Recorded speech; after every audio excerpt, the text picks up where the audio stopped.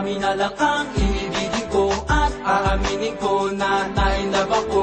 Baliwang nadadama ko, parang nanay na kita. Kaya masasabi na gusto kita. Sugar mami na lang ang ibigin ko. At aaminin ko na nainlove ako. Baliwang nadadama ko, parang nanay na kita.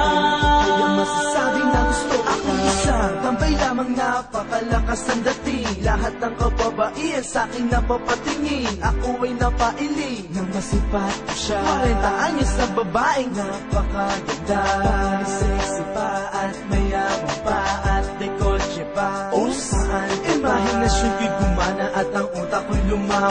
Lumapit daw siya sa'kin at gusto niya magpahawa. Nang ano? Basta gusto ko na magising. Nakita mga tingin niya sa'kin nakakalasing. At sa tingin ko siya yung tipo na di sumasablay. Nilapitan niya na nga ako at ang sabi niya, Hi! Sugar mami na lang ang ibigin ko. At aaminin ko na nainlove ako.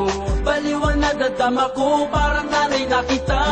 kailangan sabi ng gusto ko siya. Siyempre, alam ko namang ako'y gusto mo rin. At siguro makuhul makita kung gugustuhin. Sabi niya sa akin, Boy, can you be my sugar honey? sabi ko naman sure, can you be my sugar mommy? Nang masabi ko na yun, ako'y sinagot niya na. Sa bahay niya ako'y niyaya, sabi ko oo na. Tuwing tinitignan kita para ka lang nakabikini. Patungo sa bahay, sinakay mo ko ng Lamborghini. At ako'y nagulat, malaki ang kanyang tahanan, doble pang laki sa Malacanang. Sa loob ng bahay niya, punong-puno ng kwadro. At tinatak niya ako sa loob ng kwarto.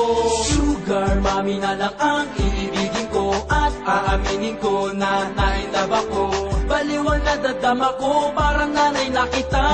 Kailangan sabi ng gusto kita. Pagdating sa kwarto parang may nagsusuntukan. At biglang sabi niya sa'kin, gusto mo bang subuan kita ng food? Teka lang, parang wala ako sa mood. Minasahe niya ang aking matigas na likod. So good, napakasarap ng kanyang handog. Pinakain niya ako, itlog at hotdog. At kami nagkainan sa buong magdamag. Pag kinagat niya ang tinapay, walang pala. Pinangakuan niya ako ng 4 na kastilyo.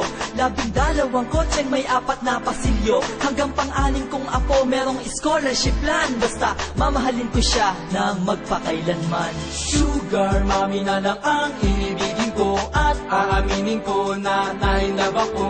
Baliwang nadadama ko, parang nanay na kita. Kailangan sabi ng gusto kita. Ang dami ng ganto sa panahon na to. Sana ay nagustuhan nyo ang aming kwento. Na-invento ng pagiging praktikal. Alam nyo ba ang sugar mami ay pangmatagalan? Masakit mang isipin, masakit mang sabihin. Ngunit nangyayari ang mga bagay na to sa aming henerasyon. Pag nagmahal ka ng sugar mommy, masaya naman. Oo nga naman. Kaya naman, Sugar mami na lang ang ibigin ko. At aaminin ko na nainlove ako. Baliwang nadadama ko, parang nanay na kita. Kailangan sabi ng gusto kita. Sugar mami na lang ang ibigin ko. At aaminin ko na nainlove ako.